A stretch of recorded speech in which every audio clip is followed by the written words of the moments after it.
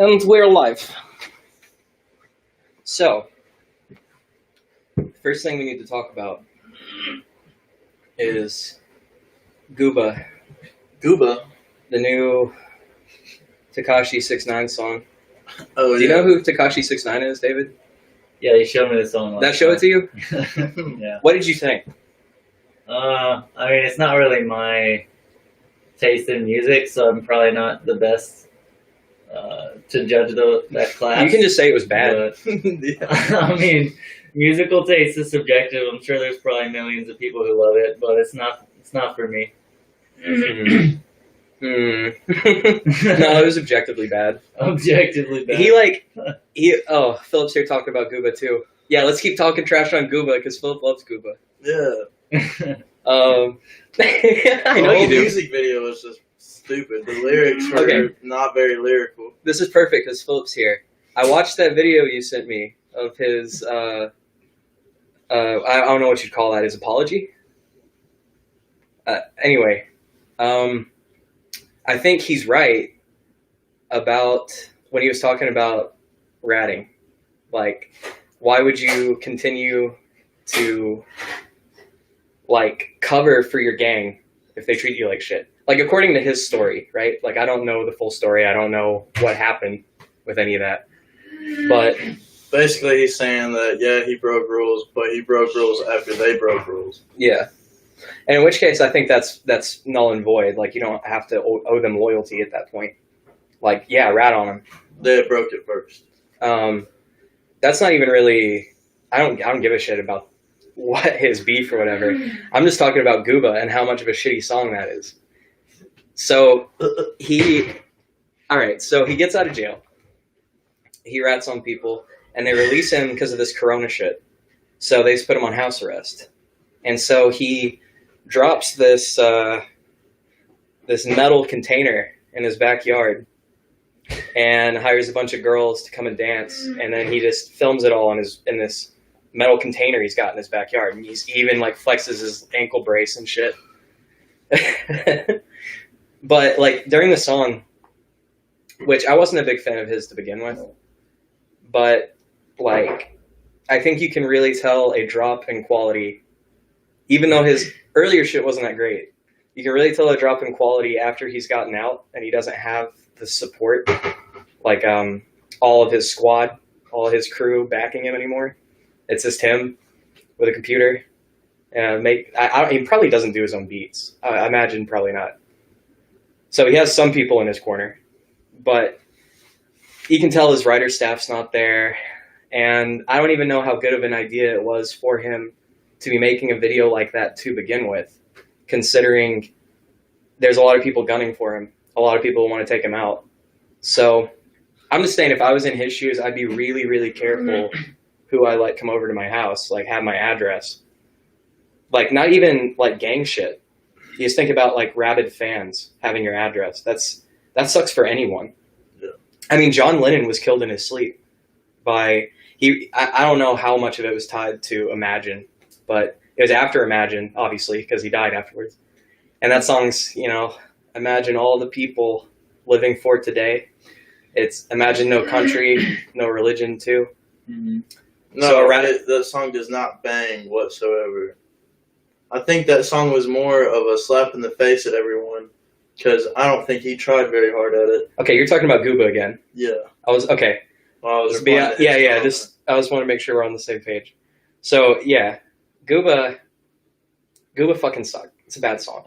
I think he didn't want it to be a good song, though, because he still got the views that he would have gotten if it was a good song. That's a good point. It doesn't matter if he makes a good song or not. He was going to get that clout either way. And I think he made the song purposefully to, like, piss people off. And then he could just continue to say, well, look, even though you're mad, I still have all these views. And his live was, like, right at 2 million. Yeah. And he had 5 million or something views in an hour. It was something ridiculous. I don't know how true it is, but he said he broke the record on YouTube. I haven't checked into it, though. I mean, that song blew the fuck up. But, yeah. And it wasn't even a good song, but he still got just as much publicity for it as, like, even if it was a good song. It's also his first song since he came out, so a lot of people trying to hear what It he's doesn't about. matter who it was or how good or bad the song was. If anybody got locked up like that and then made a song right when they got out, everyone would be on it. Mhm. Anyone would have gotten those views, I think, Yeah. if they're in his shoes. But then again, who would just come out and make a song like that? Him. Only him. Okay, I'm not done ranting about how shady this song is. I also, like, I hate the rap aesthetic right now.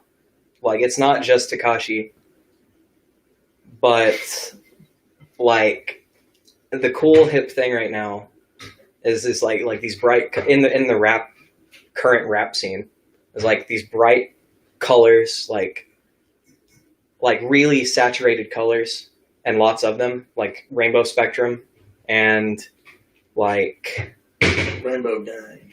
rainbow gang, Rainbow Gang. squad up. Like, no, I hate the whole aesthetic. Like, everything looks like candy. Like, and I get what he was trying to do, right? Like, because in that video, each of the girls is wearing a different color. Mm-hmm. So he's like, I get all these different flavors, right? Like, but still, it's stupid. It doesn't look good. It's stupid. I see what he was going for. But also, like, it's not like he invented that. That's already a current trend right now.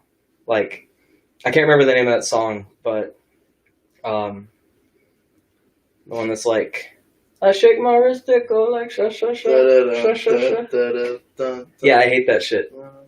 And like, I didn't hate. Well, I thought it was alright until I saw the video, and I'm like, I hate everything about this. Like, you guys. Any cups on here? Cups? Yeah. There's this. Well, I thought we had cups. What happened to them? Like red Solo cups? No, like cups.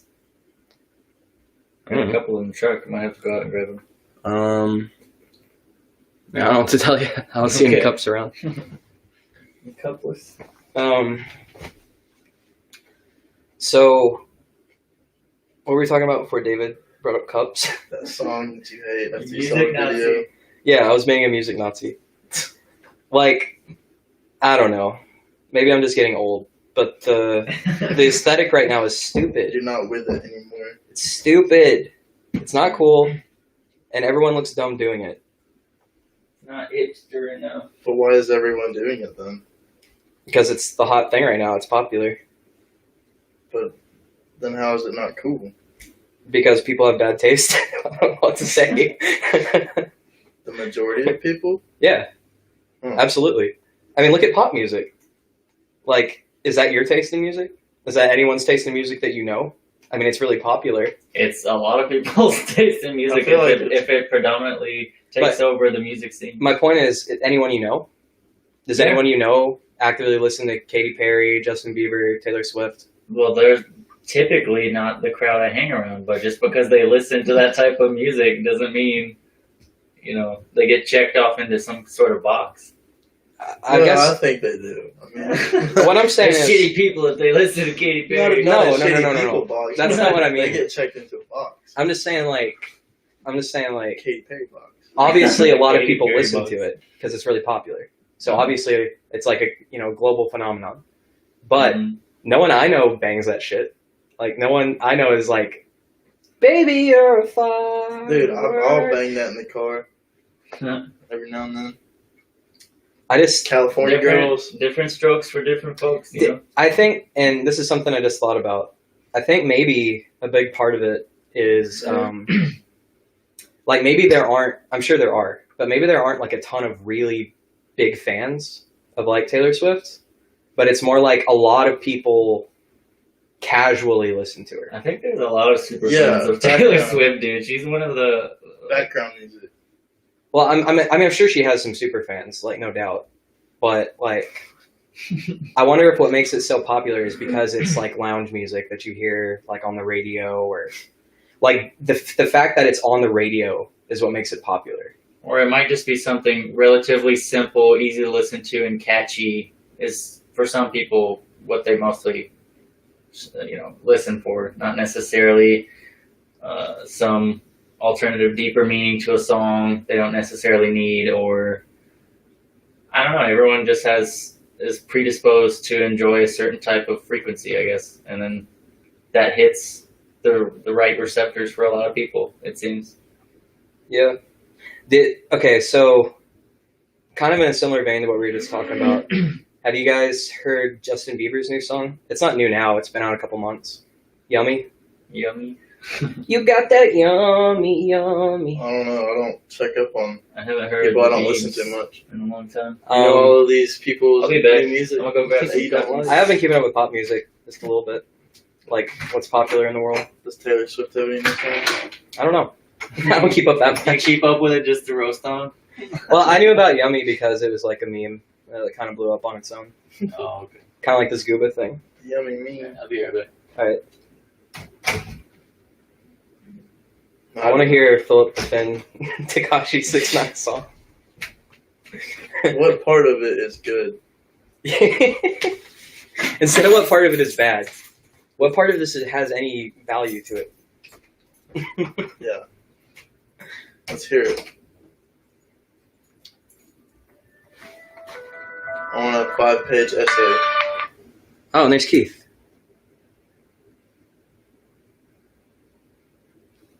Hey, buddy, can you hear me? Yeah, I can hear you pretty good. I'm plugging my headphones. Okay. Yeah. I'm gonna make sure that you're picking up on the mic real quick.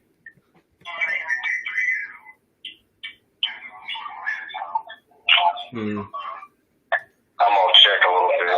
I got a little bit of lag when I'm watching it. I'm gonna turn that down so it doesn't. Okay. That should be picking you up better now.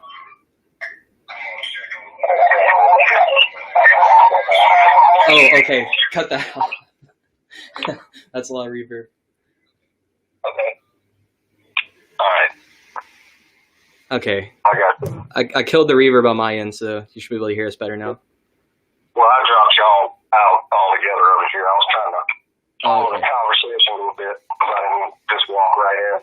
I got you. We were just talking about there's this rapper Tekashi 6ix9ine, and I don't really keep up with him, but he I know about him because it was kind of like just a big deal on the internet. He got locked up, and then he ended up ratting on a lot of people in his gang, and then Right. do what? I'm kind of aware of the situation. I'm an old school head when it comes to hip hop and what have you. So I mean, a lot with new stuff, I don't pay much attention to it. But that is, I mean, that's one of those things you can't miss. Yeah, that's I'm in the same boat. It was one of those things you can't avoid. And I think that what y'all were talking about earlier with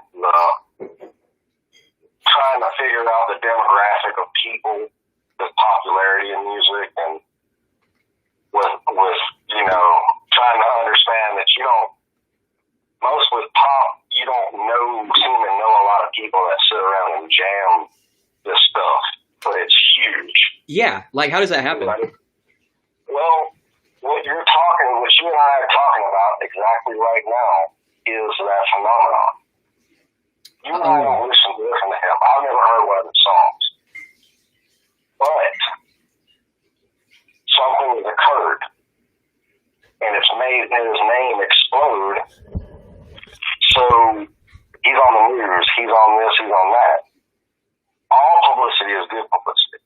Yeah. What he did when he got out, now whatever he did, ratting on people, all that, that's no good and not wise.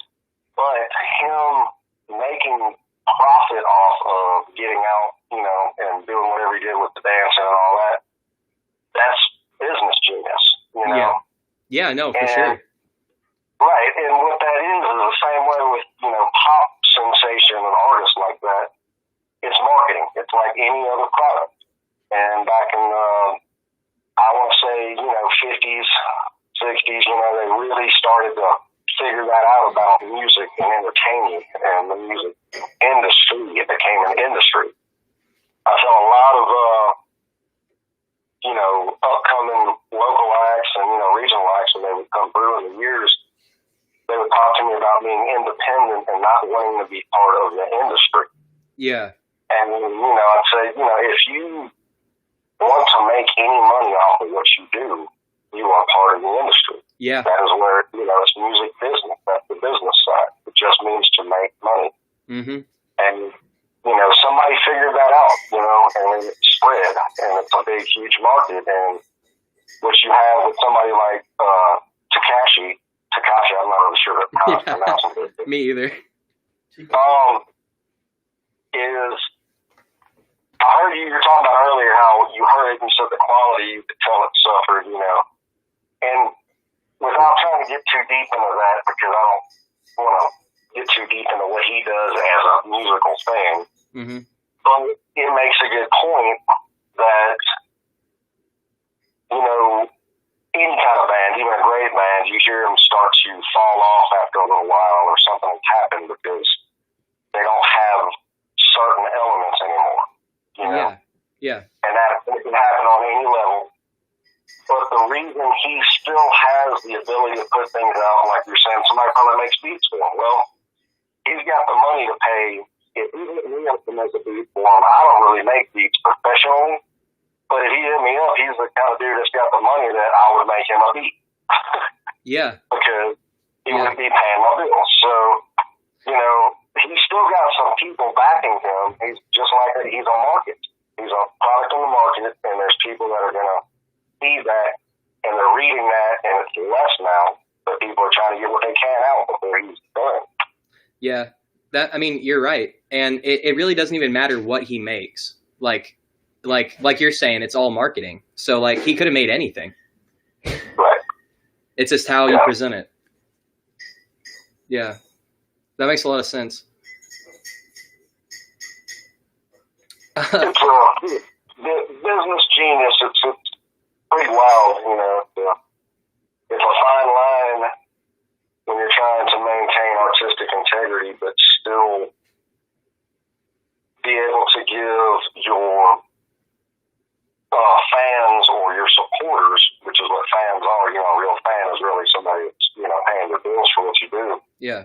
You want to give them a quality product, Right. And so you don't want to cut demo quality stuff and try to sell it to them like an album. I got you. So it's, kind of that fine line you're walking, If you can't afford it, you got to say, hey, I need to make money off this so I can get this to them. Yeah. Good on him making his money. That video did amazingly well. I don't try to read too deep in the Hollywood hype, because once you get on that level, you're a different type of person. As far as the street level of things, a snitch is a snitch. Yeah. Well, he did a live stream talking about it, like why he snitched, and apparently, Scum Gang, the crew he ran with, they before he got locked up, or while he was locked up, one of the two, they had kidnapped his mom or something, and at one point he got shaken down and beat up pretty bad. So he was just like, fuck it, I don't care about these guys anymore. They clearly don't care about me. So, and I don't know the full story, so that's going off of what he said. But if that's true, then I don't really blame the guy. I was mostly just roasting on this new song he made. Right. Everybody's there's always a set of circumstances that nobody else can put themselves in. Because when you do, you got to walk it all the way back.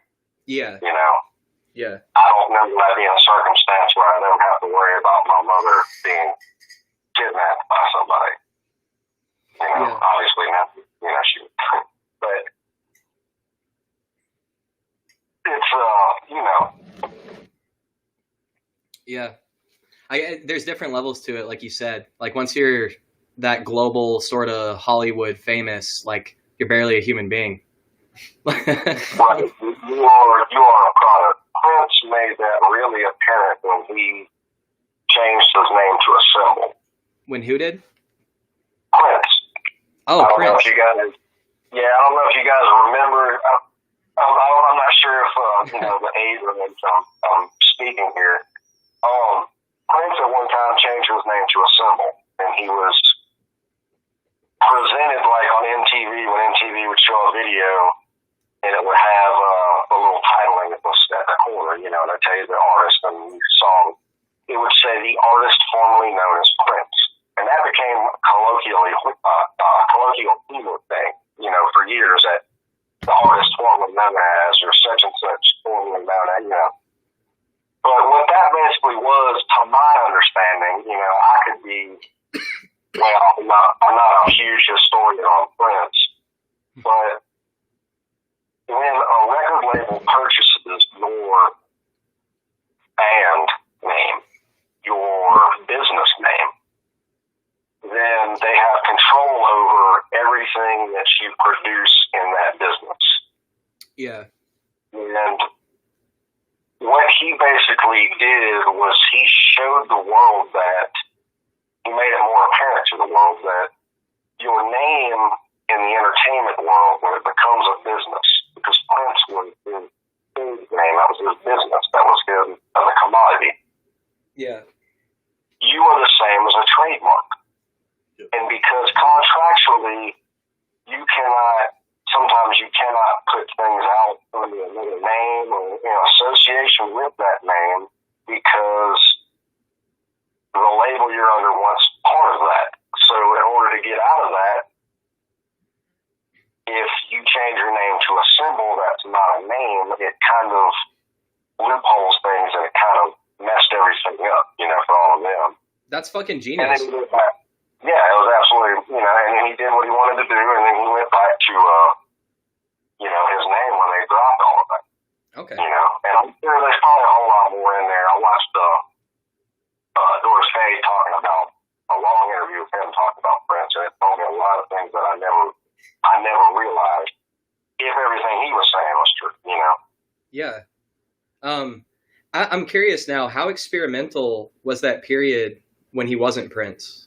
Was it like drastically different from his other content? By that point, I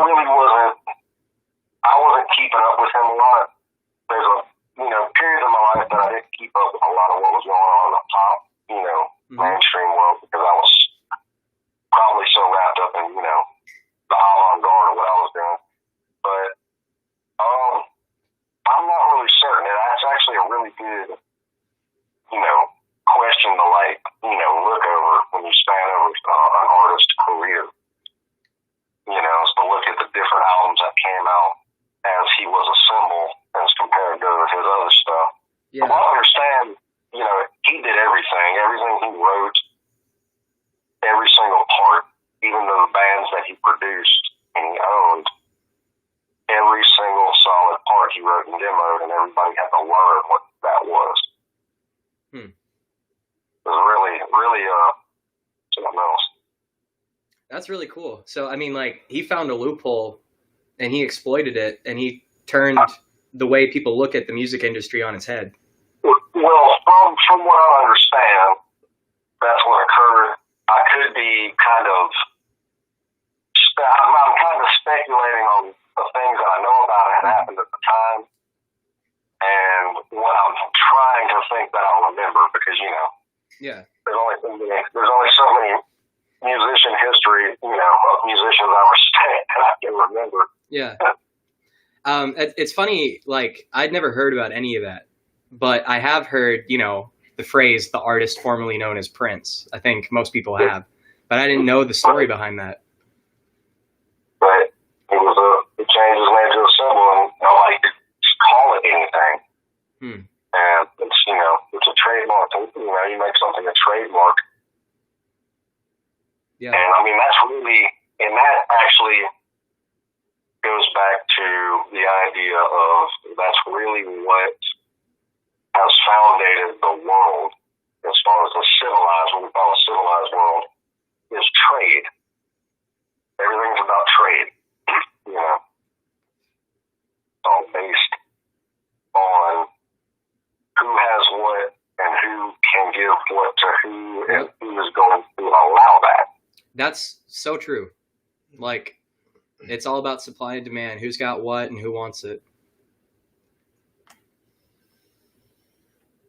And that's really deep too, because I mean that means artists are just generating like substance from just themselves, like they're just making things, and that's as a race we've deemed that valuable. Like we do value that. And well, yeah, and that in itself is an interesting topic, because what you're talking about is what's called intellectual property. Yeah. As opposed to real estate or real property, physical property. Mm-hmm. And that is one of the things that is very debated about. That's when you get into things like copyright law, and you get into things like patenting law. GNU, are you familiar with GNU? GNU. That's with Linux, the Linux and Unix, the foundation of Unix people and the Linux user groups formed together back in the 80s.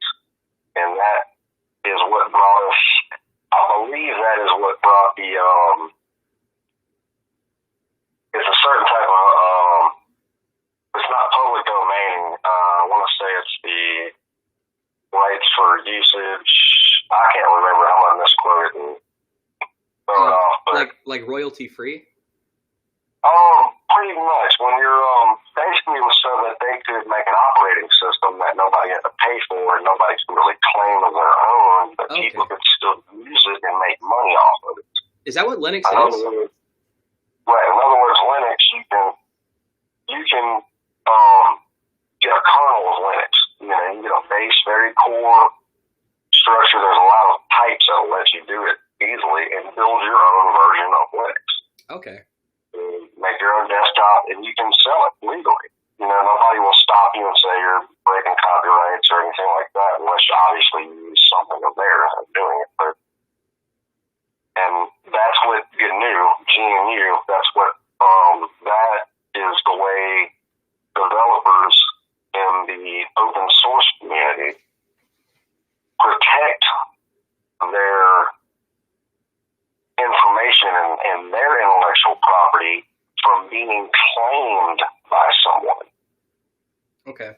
And by claiming, all you are doing is getting a government entity, in our case, the federal government, to back you, to be your muscle man, in other words, in protecting your intellectual property. You can't stand in front of your song with a shotgun like you can in your house. Yeah. So, yeah. Like, how do you defend that? That's a good point. Yeah. So that's what you do, is you pretty much enlist the law of intellectual property, and you patent it or you have it copywritten, and you're telling the federal government, here is your access to my intellectual property. If I have a dispute with it with somebody trespassing it, I guess, or stealing it, that's what that's the new term for pirating, which I'm not really fond of them using pirating for that term. And that's what they call pirating, pirating. We use, you see the little ads, this is not a victimless crime, even though everybody in that movie is making us 3 times as much as all of us put together. Yeah. So, that's a big, big question, and I notice a lot of people don't touch on it in the climate nowadays, when there's so many things that they do touch on that are, kind of around it and somewhat superficial. Yeah. Yep. It's hard to know what to believe nowadays. Like, it's such a meme that, fake news, that's such a meme. But it's also so true. And it's so hard to find actual information on anything nowadays. Like, we have so much access, but there's also so much bullshit. Right. It's very frustrating. Yeah. Yeah. I compare it to having kids and, telling them, you have all of the information in the world at your fingertips. I never had that coming up, Mm-hmm. And I think about what would I have done coming up in my room when I was stuck in there, beating on my guitar and trying to build things and, out of broken stuff if I was able to have this information, But at the same time, who knows? I probably would have not done it and, just done what I did anyway. But it's that kind of frustration I feel with the world on this, Yeah. When you're like, man, you have the potential and you have the access to these tools, and then the rest of the world is just, you have this great canvas and y'all are just dumping just horrid shades of paint all over the place. Yeah. Yeah, it's like, shit, I lost my train of thought. Well, I had something I wanted to say. Can't remember now. Well, with as much information as is out there right now, it gives people just as much opportunity to fall into confirmation bias kind of potholes where they can research whatever they want or whatever they think, whatever they're thinking about, and find the answers that reinforce what they already believe, and not necessarily go into it with critical thinking, which I think that's the key when it comes to trying to challenge yourself, is remove as much bias as you can, as hard as that can be. Look at something as objectively as possible, and then map that onto the reality that you currently had before and see what's left. Yeah. Yeah, that's exactly it. You put it well with when you say challenge yourself. And I think that's the thing that a lot of people are, I don't want to dog the world and say lazy, even though it's very easy to, and a lot of people are just too lazy, but people are tired, Mm-hmm. And, Yeah. people are like, why do I need to challenge myself? I feel like I should be in this place, or I'm entitled to be in this place. So, it's, I think it goes back to the self. Yeah. I remembered what I wanted to say when you were talking about the internet, and mentioning if you had more resources at your disposal, you'd be able to do a lot more. But the sort of catch 32 to that is there's so many more distractions now too. So it's hard to find motivation to actually do anything. Right. I think that all this technology is still pretty new, though. I think with generations to come and technology increasing, people are going to be using it way earlier on in their lives, and it's going to be advanced so that the way that they're going to think about it and try to innovate things is going to be beyond what we can think about now, because we don't even have that yet. And most of us don't start using it until the generation behind us didn't have internet until they're in their 20s. Well, Right. yeah, our generation, yeah. Well, Yeah, the generation behind when I us. got into college, the internet was brand new. So, Yeah, so it's still all very, very new. I think it hasn't even made its way to be a good tool yet. Actually, I want to talk about this a little more in depth. Not just the internet, but how long have we had cars? 120 years, maybe? right. That's such a fucking short amount of time in the grand scheme of history. Yeah.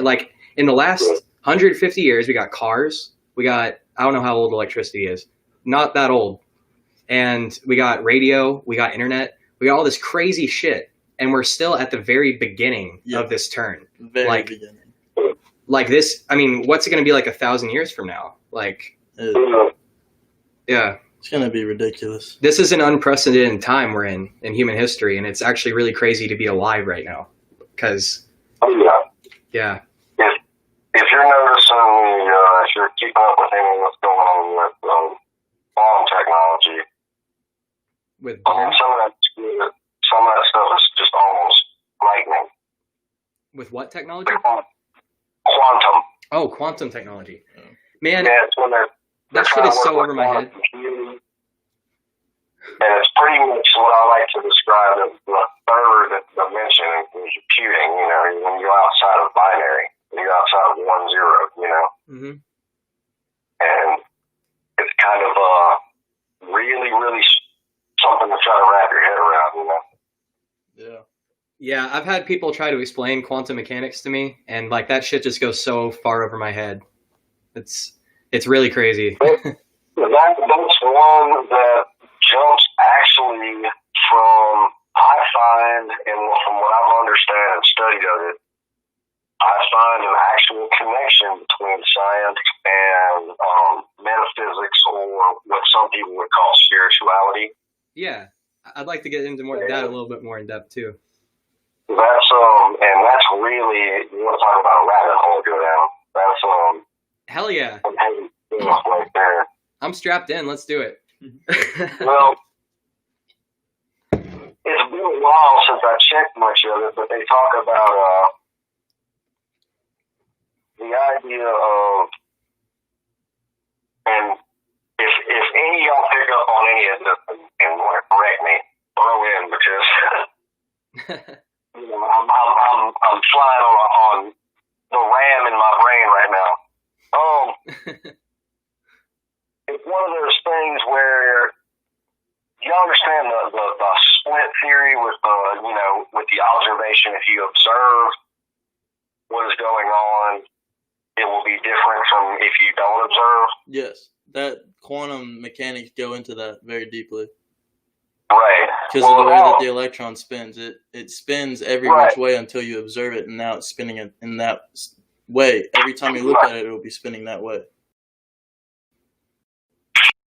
With is, in essence, mind over matter. And I've been in arguments with, other engineers and things like that on this.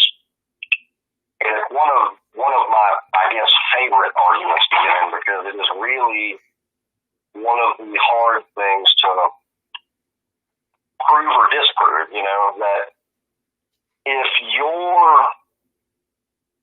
mental or physical existence or its perception is able to alter what is physically occurring, that to me is what is mind over matter. Yes. And to jump over into something that I have not tried yet, and I haven't seen it debunked, but I've seen it floating around about a year or two ago. The rice test. Are y'all familiar with the rice test? No. The what test? Rice. Rice? Where you take three, you cook rice and you split it into three, and you label it. And one jar you label, neutral or normal. And the other one you label with bad, negative words. And one of them you label with positive words. And they say that you literally pick one up each day and, praise it and give it good thoughts and literally speak to this jar of rice, right? As a being, as an entity, and praise it and show it love and bring it to life. Right. And then you take the negative and you pick up the jar with the negativity and you literally cuss it and degrade it and tell it the bad things. And you leave the one in the center alone. And many people supposedly have tried this, and they say the way the mold occurs is absolutely different, and it is always very rancid on the negative side, and sometimes the positive side doesn't mold as fast, and when it does, it seems to be in a pattern, in a more colorful, lifelike mold. It's really a wild experiment. I've been wanting to try it, and I haven't, gotten around to doing it. Yeah, I'm really glad you brought that to my attention. I want to try that shit. Yeah. That means that you can change the physical world with your mind. So mind over matter completely. You know what's funny though? I'm the world with your mind. But what's also interesting about that is we all already knew that, because anytime you go do anything, you're using your mind to alter the world around you, right? So it's just a step forward on that. Right. When you get into, I guess, if you get into a somatic, mentality, but what that actually does is, if it doesn't prove that we do have the ability to think something into existence, then that is your scientific explanation for things like prayer. Okay. You know. Yeah. I've been under the impression for a long time that I've had some, like, I was raised really religiously and really conservatively, and then when I turned 18, I sort of I fell really into like the occult and witchcraft and started to study that more. And at this point in my life, I feel like I've seen a lot of crazy shit. But there are certain things that I still don't think are possible. Like, and, I could be wrong about that. Like, who am I to say? But, I've just had my perspective changed quite a lot over the last, 4 or 5 years. And one thing, like you're talking about the mind over matter thing, I've held the idea for a long time that what we are, it's or gods or demons or fairies, what have you, all these different names. What we're really talking about is it's like an imaginary friend that you give attention to. And in some sort of paradoxical way, it takes on a life of its own, where it actually is alive and is an entity in and of itself. Where that gets complicated for me, what I'm still trying to wrap my head around, is how can something be alive and not be subject to change? Because if we're talking about a god, let's keep it simple. Let's say I just worship love, like the entity of love, and that there is something that is love and it just exists on its own without any interference. If you were to talk to love, like the embodiment of love, and say a bunch of negative shit to it, could you make it not be love anymore? Because it seems to me like if we're talking about these gods and ideas, what makes it that thing is like its essence, sort of. Like, it seems to me like if you were talking to love, you could not alter the way love thinks. It could change your perspective, but it's sort of stagnant and cannot be altered. Does that make sense? Yeah, I mean, I see what you're saying. I think approaching it as I have to do with everything on the scientific level, and everything approached in this universe, as we know, was a duality. And, that's where the Dallas yin and yang come from, is it's not the opposite of, it's not necessarily opposites, always. It's more like binary, 1 or 0, it's this or that, Yeah. So, what you're saying in that idea, I don't know that if that entity existed, just to say to take that one entity of love, that it could exist without its opposite or reciprocal, which would be fear. Okay. See what I'm saying? I like that as an opposite for fear, or for love, actually, because you didn't go with hate, you went with fear, which I think is more accurate. I've always said that because I don't believe hate is really emotion, as I would say. Hate is I think it's a blend of envy and anger. Okay, yeah. And it's more control. Fear is not control. Love is not control. Hate is definitely control.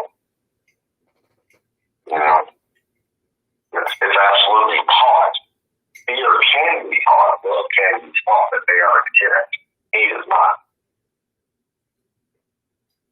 I agree with that. Yeah, it's like, yeah, I see what you mean. Like, love is more pure. Hate is sort of a culmination of human emotions. You have to feed on something that, hate it. Yeah. Let it boil. And put bad energy towards it. This is unrelated, but have you ever lucid dreamed? You know, I think I have maybe twice, because I tried a few years back. I was trying for a long, long time. I didn't dream very vividly at all. And now I do, pretty vividly when I do. But I started messing around with, using like some ASMR or like sonic meditation kind of stuff, or binaural beat frequency kind of stuff. Because it's one of those things. It's like a lot of the science behind it doesn't necessarily hold up with a lot of that stuff. A lot of the science, like many things, there's not a lot of science behind it. So, but it's also something that doesn't hurt. You know what I mean? It's not going to hurt me to lay down and put headphones on something that helps me go to sleep anyway. And I've had some of the hypnosis ones seem to be more effective. I've tried that. Now, I have experienced sleep paralysis. And people talk about it's terrifying. I've never had like faces come at me or anything where it was terrifying. So you never saw anything when you had sleep paralysis? Right. It was mainly I managed to get my body to fall asleep. And I read a lot about it, and there was a warning on that. It said, if you get your body to fall asleep and you're not falling asleep mentally relaxed enough, that you'll experience it. And with me, it almost wasn't so much a paralysis as I couldn't move. It was very painful. It was like a very tense body pain. It was just very, very discomfortable. Mentally, it wasn't scary to me. It wasn't, because I was very conscious. It was just like, I realized it was scary in the sense that I was like, wow, I've never felt this, my body do this, before, but I knew what it was. I read about it, fortunately. So you had the conscious thought that you were in sleep paralysis while you were in it. Right. I rolled over. I was pretty comfortable, and it was just like my body was tensing up real heavily. And, after maybe 10 minutes or so, it might have been less than that, it just seemed like, wow, it really was very uncomfortable. It really sucked. And,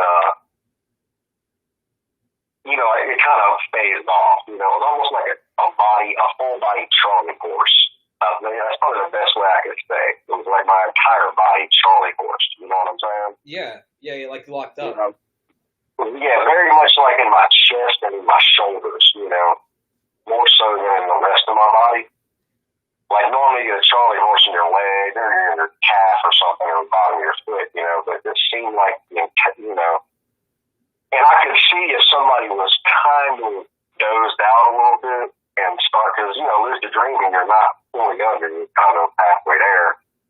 I could see how that would probably cause some major nightmare issues right there, Yeah, like hallucinations and stuff. Right, if you start lucid dreaming and you go through that crap, man, I don't imagine you're going to experience anything too great. I guess I was fortunate that I was conscious enough. And it happened to me again, but not as severely. And I think I caught on to it, I think I got myself up and probably walk around or something, But, that's about the only thing I worry about when I try to do it, is that just because it's uncomfortable and I won't get to sleep for a while, Yeah. Are you generally like a heavy sleeper or pretty light sleeper? It's changed over years. Once I became a biological father, I'm a much lighter sleeper now. Okay. Instinctually, for many, many years, I was an insomniac. Okay. And then I would just be up all night and didn't sleep, so I would just stay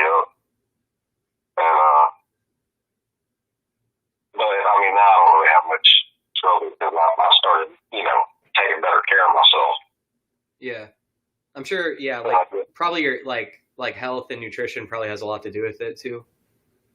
Right. In my 20s, that wasn't the best time to look at dietary habits for me. A lot of experimenting being done at that time, I imagine. Right. I've noticed, like, I will sleep for like 6 hours and then like wake up naturally. And I've noticed like like this guy next to me, he's like a dead sleeper. He'll be out for he'll sleep as long as you let him. Same age, and it's like I don't know. It's a weird thing. Like I'm also like when I wake up all at once, and like I'm alert and I'm awake. I'm not like grog. I don't know. It's weird, but like people like you were talking about, you weren't a heavy dreamer for a while. Like I vivid dreams at all, but I when I got into chaos magic specifically, it was actually Brent that introduced me to it. But he gave me some book recommendations, and I started you can work on lucid dreaming if you keep a dream journal, and trying to lucid dream, and I was happened once, but the way it happened was weird because I was like in this house, and I opened a bedroom door, and there was like this freaky orgy going on, like people in masks and shit, and they all turned and looked at me, and then I was like, oh fuck, and I started running, and then they were like chasing me with a shotgun, and this guy like had me up against like a picket fence, and he's like, you ready to die?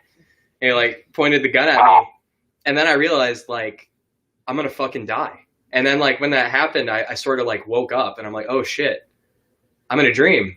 So then I just I force pushed him out of the way, and then just started flying.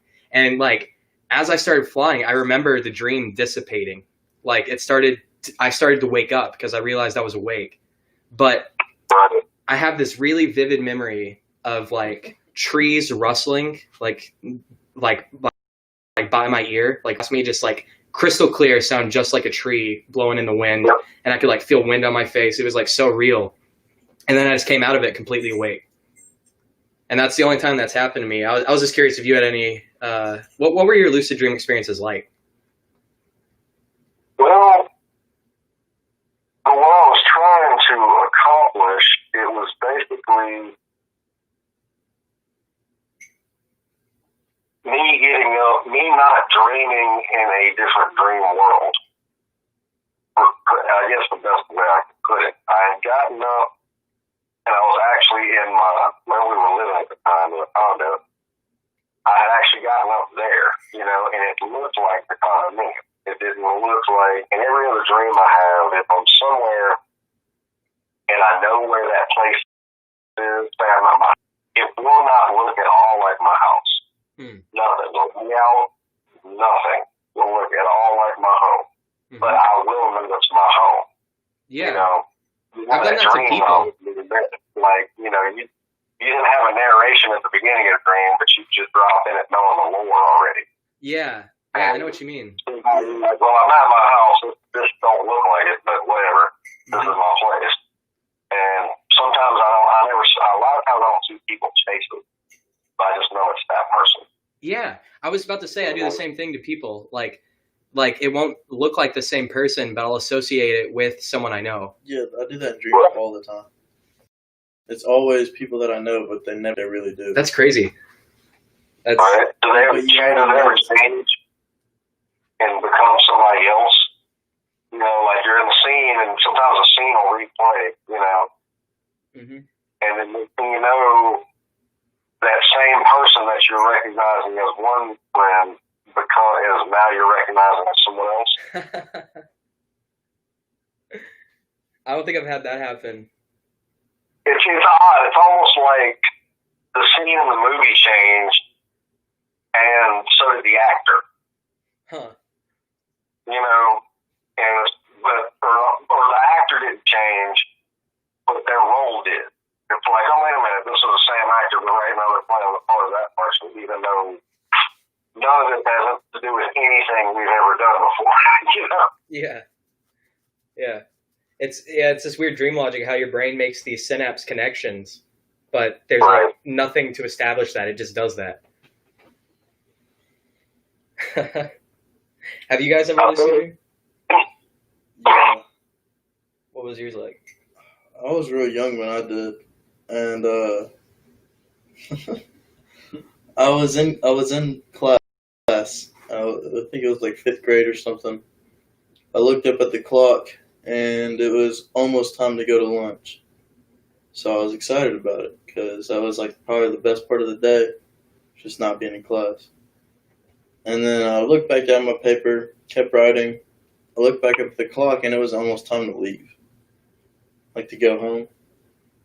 And I was like, wait, I didn't eat lunch. Hold on. Oh, shit, I'm in a dream. Was this Sterling or at American school? American. Okay. Good. There you get out for lunch, and you go home. Oh, okay.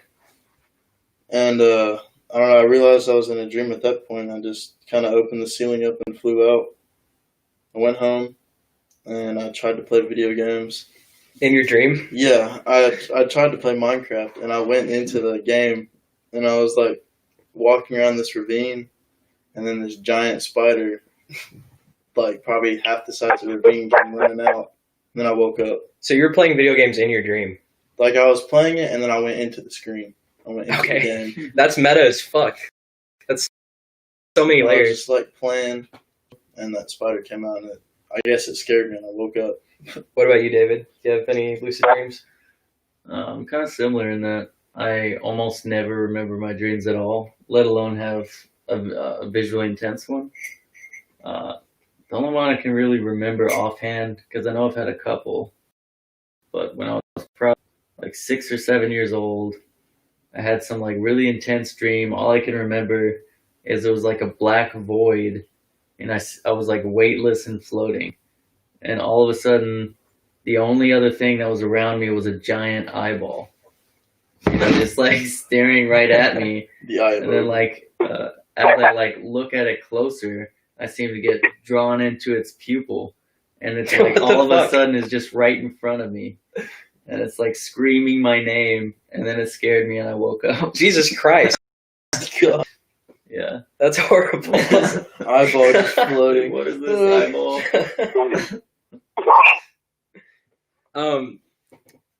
So again, like my brain's just like jumping all over the place, but I just remembered, did you, okay, I think it was like a month ago, I can't remember her name, but someone came out with rape allegations against Joe Biden. Did you see that, Keith?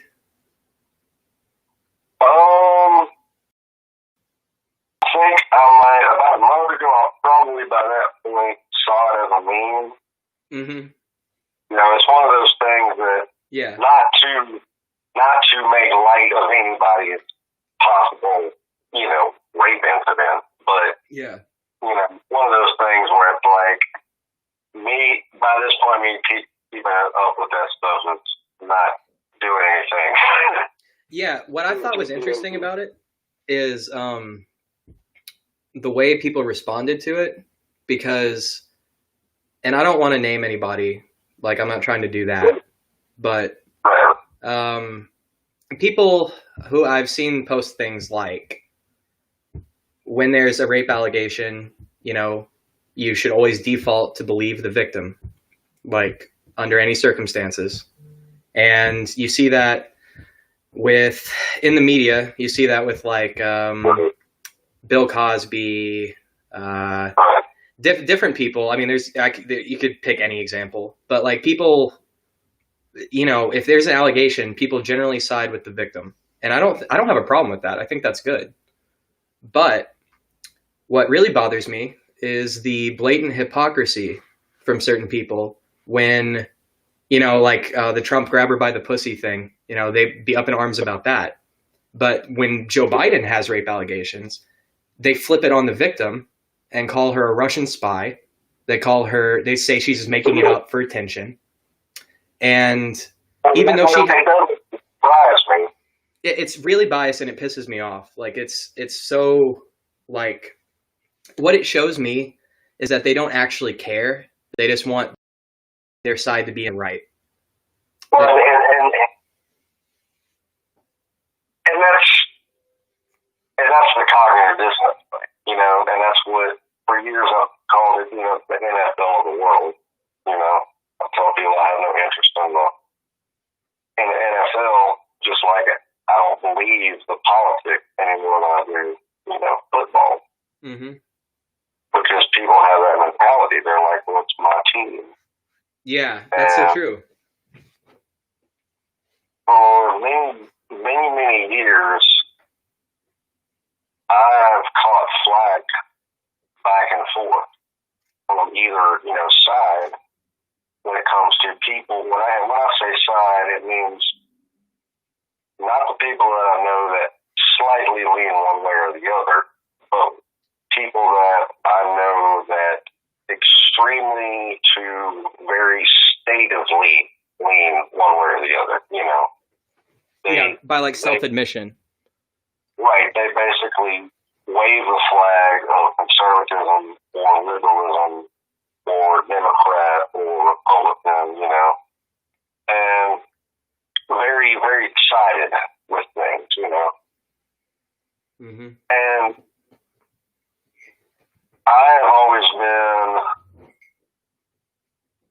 one to, I mean, in my youth, I was, you know, like most of us, you know, I saw a contrarian for the sake of it, you know.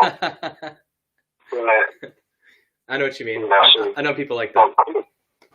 Right, so of course anarchy appealed to me, but, you know, I tell people that when it comes to the term anarchy, you know, and anarchism, which is kind of not correct to even put an ism on it, that if you want to look at the two perceptions, okay, there's one perception of anarchy which you can relate back to the Sex Pistols, anarchy in the UK. Mm-hmm. Like real OG punk shit. Well, don't. Yeah, but when you can't be punk, the only real punk in that band, or the closest thing to somebody that was an actual punk in that band, would have been John White, the frontman Johnny Rotten. And a lot of people might not agree with me on that, but I'm kind of talking out of my ass. I don't know much at all about the Sex Pistols. right. I know about Gigi Allen. Well, and maybe I don't want to digress down that way anyway, but my point being is, you know, anarchy in the UK glorifies this idea of anarchy, and he makes a couple of good point lines in that song, but for the most part, it kind of misrepresents what anarchy really means. You know, when it's really the anti-archon, it is being against a system of a ruling system, a leader, you know, or a ruler, not necessarily a leader, but there's nothing wrong with deciding to let someone lead you if you feel that person is the most qualified in your eyes to lead you into whatever thing you're getting led into. It's your decision. But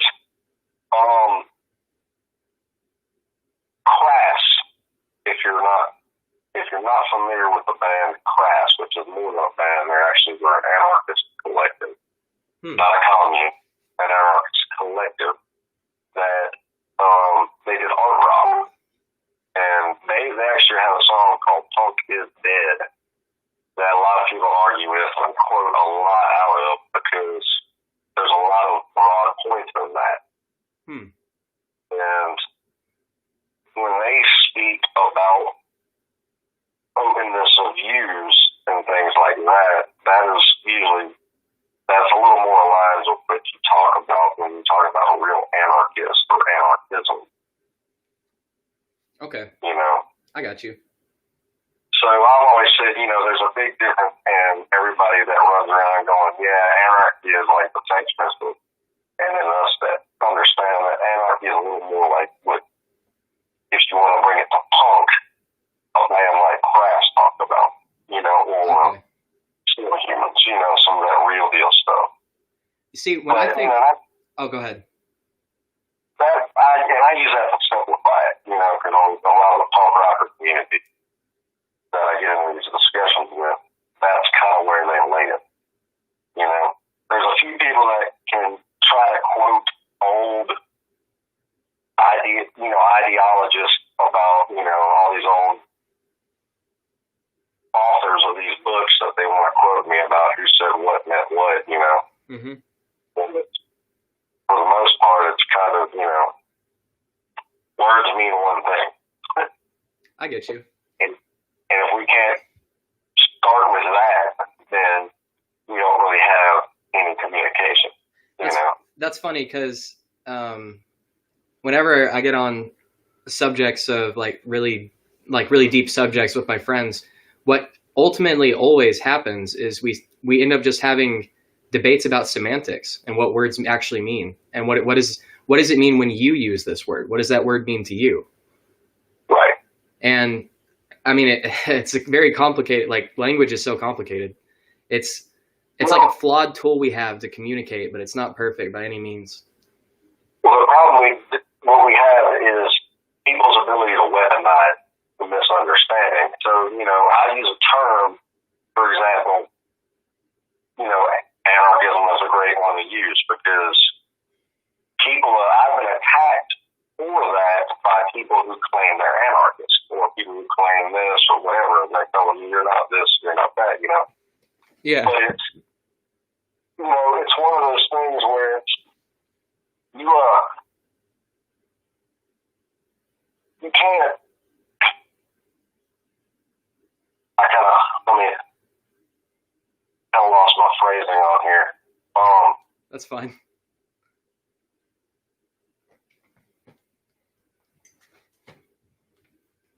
We were talking about words and their meanings. Semantics, exactly. Yeah. And that's the idea, you know, I say anarchism, and I use it as a base term of what it means, what I know the definition for 1,000 years or so that somebody put the terms together from the Greek roots and yada yada. And I understand it for what it means, just like I understand all words in politics and legalese and any of that stuff to mean what I was taught to try to decipher what they mean from what, you know, you're taught. So people can very easily say, well, what does that mean to you? And then what they're actually asking is, I want you to defend your stance on what we are actually arguing about, which has nothing to do with this term. It has to do with them wanting to win an argument or prove you to be, you know,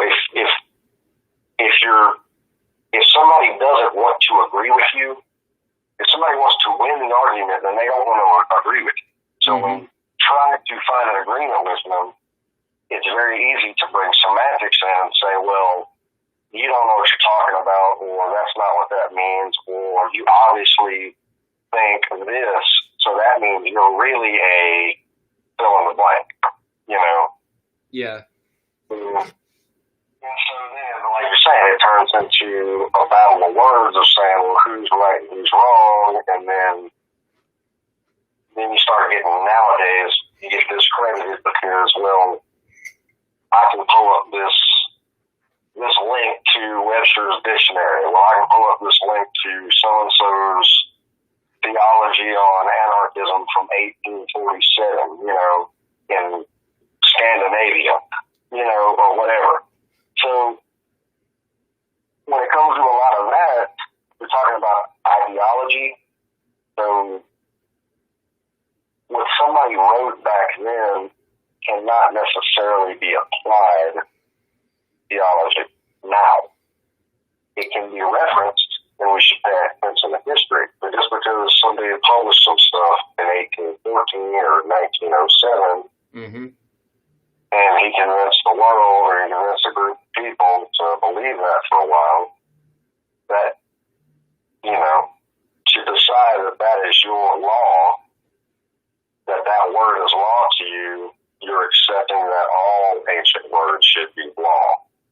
Yeah. And it's an argument that people normally are arguing against. my ancient law versus your ancient law. It sounds like religious text. It is. That's where statism is a religion would go. Yeah. And that's why I believe at one extreme or the other, left or right, you end up in the statism. And Hey. I get black all over the place for that. Hey, Keith, can I call you from a different number real quick? My phone's about to die. Absolutely not. All right, I'm sorry. Give me 1 second. I'll call you right back.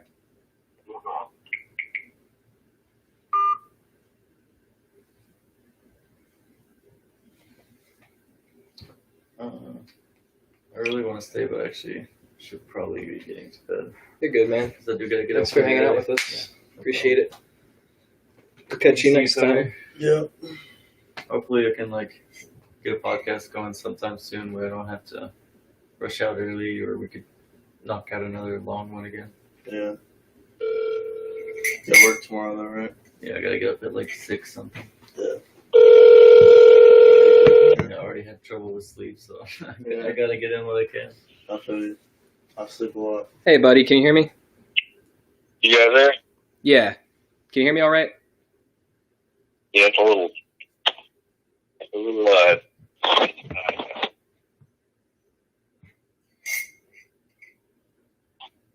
Is there an echo? no, it just sounds choppy. Choppy? Let me see. I can understand you if it sounds like I'm talking to him. Okay.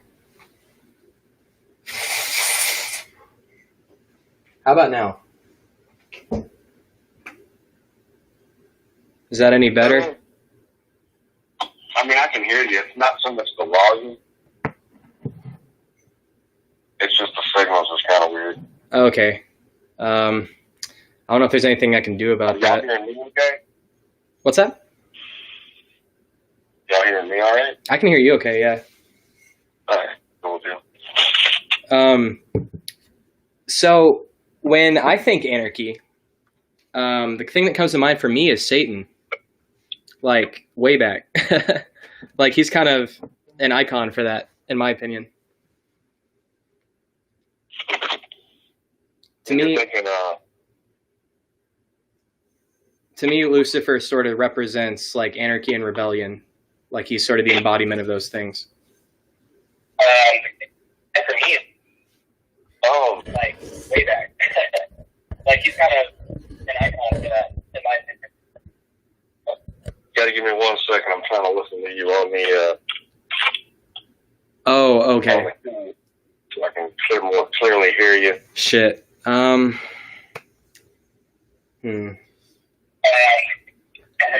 think we're at an hour and 20 minutes. Okay. We're at an hour and 10. Well, I don't know if there's anything I can do to fix this on my end.